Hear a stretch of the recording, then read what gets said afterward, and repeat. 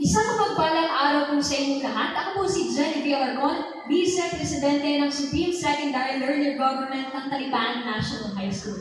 Hindi ko na po pakakahabaan, ang aming pong pangunahing advokasya ay isulong ang kalusugan at kabataan gabay sa reproduktibong kaalaman. Ang pangunahing layunin po ng programa ito ay magbigay ng paayos at tamang kaalaman sa mga kabataang mag-aaral ukol sa sexual at reproduktibong kalusugan nang sa gayon ay maiwasan po natin ang malinformasyon at may pananaw ukol dito.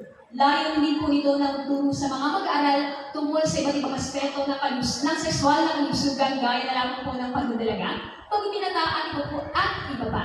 Dagdag po rito, alam naman po natin na kalamak po ang teenage pregnancy sa henerasyon namin ngayon. Kung kaya naman po isusulong po ng programang ito na itaguyod ang sex education nang sa gayon po ay mabigyan ng boses ang bawat isang kabataan ay taguyod pa ang mas inklusibong kamalayan. Kung kaya naman po bilang isang leader, ating pakinggan ang bawat panawagan ng mga kabataan at itaguyod ang progresibong kaalaman tungo sa inklusibong kamalayan. Muli ako po si Genevieve Alarcon, Vice Presidente ng Supreme Secondary Learner Government ng Talipaan National High School.